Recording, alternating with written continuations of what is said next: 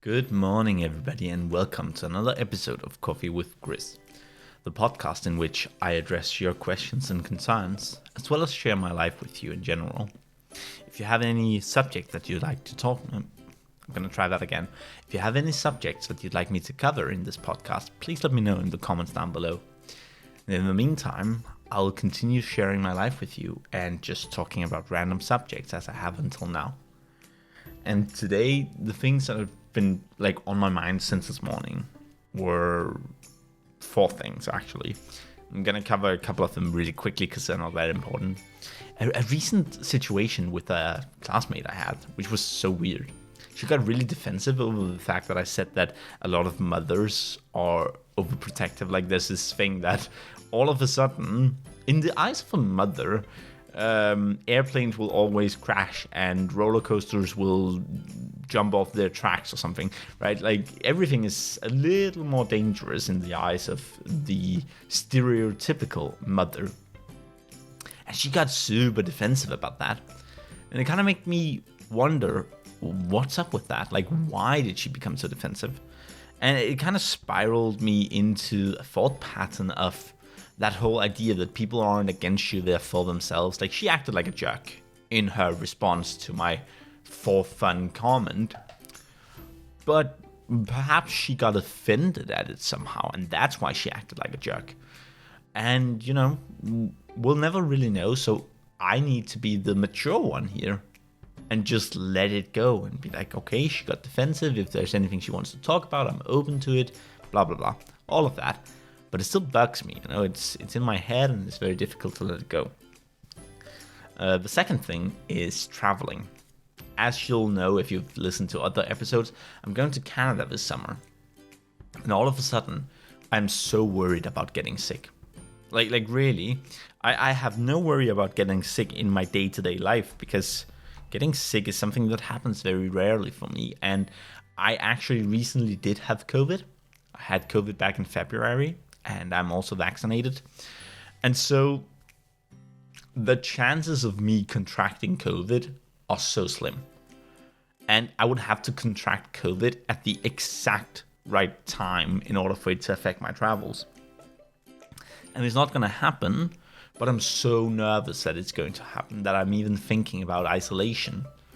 I'm actually thinking about isolating myself 2 weeks before my trip, just so that I won't be in contact with anyone. And it's silly, but I need this trip to work out. I really, really do.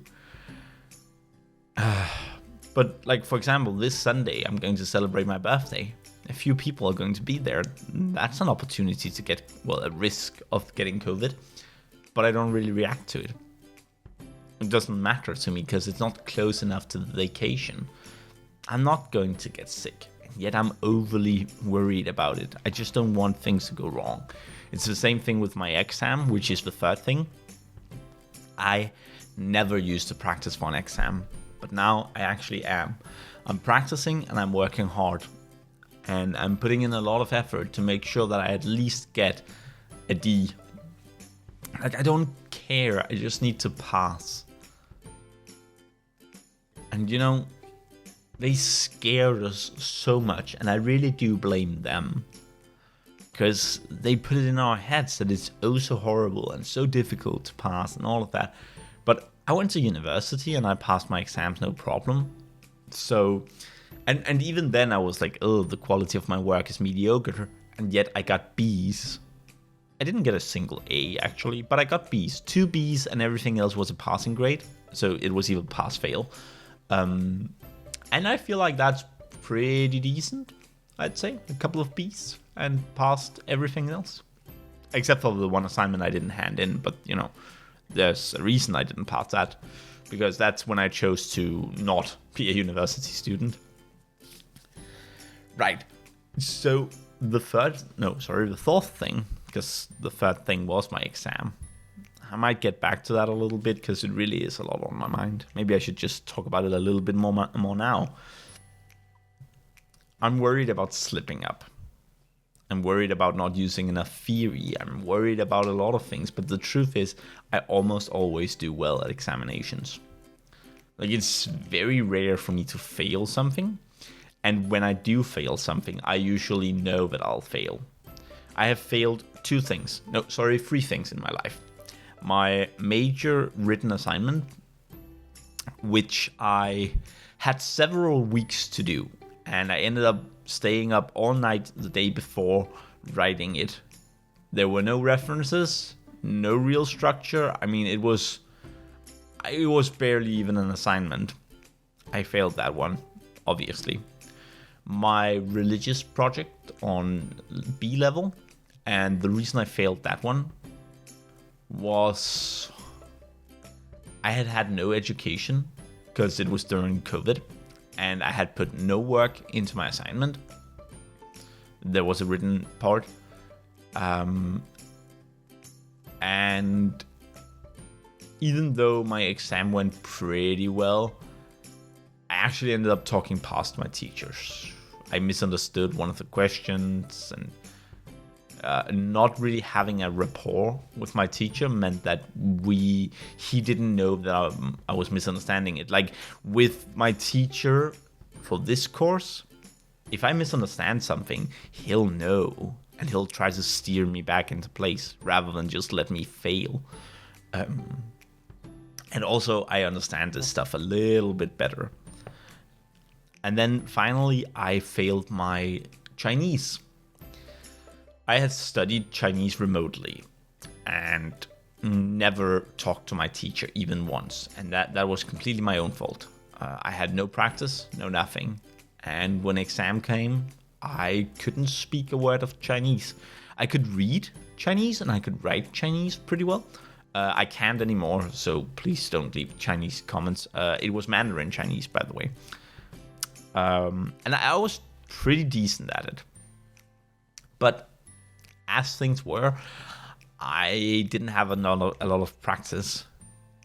I'd mostly been training by using apps, listening to music, chatting to a bot, actually. So I was decent, but not good enough to pass a verbal exam. I would have probably been able to pass a basic written exam, only barely, though. Only barely would I have passed that one, but at least I probably would have passed it. So those are the only 3 exams I have ever failed in my life. And they all have something in common, which is I didn't put enough work into it. Whenever I put work into something, I always pass. So, I think I'll pass this one too. And talking to you guys about it is actually what's making me realize that, of course, I'll pass. Because I'm putting work into it. I'm practicing this. I'm doing a lot of good. I wrote a report. I actually wrote a 7-page report. The limit was 5 pages, so I had to cut it down. And that's good, even though it's not perfect. There are mistakes in there. It's still a good report. It's a decent report, at least. I'm using the proper referencing. I've got attachments. I cover a lot of ground. Yeah, I think it's pretty good. Am I going to, is it an A grade report? No, definitely not. It's more like, it's a D. The report is a D, definitely. Lower middle end, I'd say. By the way, we have an E. We've got a 7-step scale, not the traditional ABCD. So a D to us is actually a mediocre grade. We've got a 12, that's an A, then a 10, that's a B, a 7, that's a C, a 4, that's a D, and a 2, that's still passing. And then, so that's more like an E grade. And then we've got the F, which is, you fail. And then we actually also have a G grade, I suppose. That is, you didn't even show up, or you really messed up. Anyway, I passed the exams that I put work into. So a D is it's a lower end mediocre grade. You are expected to get a D or C. That's the average level. I can do that. I will do that. I will succeed in that. Just gotta have a little bit more trust in myself, more confidence. Now, the last thing, finally, that's been on my mind is dropshipping. Because I've actually been saying, excuse me, a little bit of hiccup. Oh, it came out there. Excuse me. Well, the last thing is dropshipping. Because yesterday I decided no more waiting around.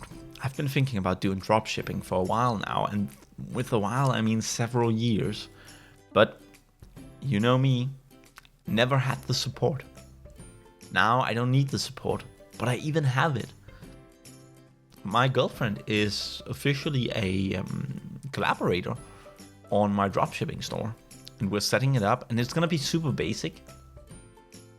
It's just going to use a modified basic theme from Shopify. It's just going to, have maybe 100 products. Simple, easy to understand markup.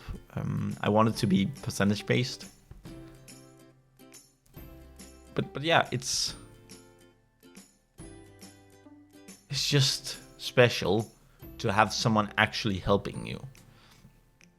I used to be on my own, but I'm not anymore, and that means I can succeed in this. I can actually do this. The plan is that I've got a 14-day trial. When that trial ends, during the trial, no one can really access my store. I can access my store, and anyone with the password can. But I need to upgrade my account. And yes, you can upgrade your account immediately, and then you still get the trial. You just get an unlocked trial. But what I'm interested in is setting a deadline for myself. By the time my 14 days are up, I must have a fully functional store. And that's the plan. That's what I'm trying to do. 14 days. So on the 17th, I'm going to have a fully functional store with approximately 100 products. It won't be a whole lot when you think about it. 100 products actually isn't much. Preferably you'd have 1,000 products, 2,000. Nonetheless, it's a good starting point. Once that's done, I'll start running Facebook ads. And hopefully that'll attract a few customers. So if I can do a few conversions, that would be absolutely amazing. I'm gonna tell my classmates about it too, but not now. Once summer is over, once it's all established, once I have maybe 200 or 300 products, that's when I'll tell my classmates about it. I'll be like, if you need anything, please buy it from here.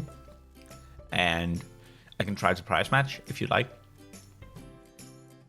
Something like that. In an effort to kind of draw more attention to my store. So I'm going to be doing a lot this summer, but that's the point. The point is to keep myself busy and stimulated. Because I'm not like normal people. I spent almost every single waking moment yesterday working. Now that's not entirely true. I did spend a handful of hours throughout the day on various things, like I cooked, I ate that food, I talked to my girlfriend a little bit. But other than those things, like in all honesty, I worked about at least 10 hours yesterday. Not in a row, but spread out throughout the day. And it actually felt good. I didn't feel tired. I didn't feel bogged down. I worked more than 10 hours probably on several different things. And I made a lot of progress. Sorry, don't know if you heard that, but I dropped my pen. I made a lot of progress. I also put in a lot of effort. But the thing is, most people, they need one thing to focus on, and then they can work through that. If I do that, and there's no end goal, well, there's an end goal, but it's too far away. I need stimulation. So working on 3 different things at once actually means I make progress in everything. So I make more progress on each individual thing when I'm working on 3 things than I would if I worked on just one thing. It's weird, but I'm just able to stay in work mode for longer. And that's really beneficial because I'm skilled at what I do. I'm knowledgeable, I'm capable, I'm a lot of positive adjectives. But one thing I'm not is hardworking. Like in general, I don't have a lot of willpower to just power through things. So I need to trick my brain into doing it. And one such way to do it is to just work on several things at once. And when you think about it, that means 3 months from now, I'll have an app, a drop shipping store, perhaps an internship. I mean, there's going to be a lot of things that are going to happen over the summer. Whereas, sure, if I put in all the work in one thing, I could do it in a month. So, I mean, it's a trade-off, right? Everything takes longer. But the thing is, I wouldn't be able to do it in a month. I just don't have the willpower. Anyway, that's it for me. It has been nice talking to you guys. I hope to see you all tomorrow. Don't forget to like, comment, and subscribe. Bye-bye now.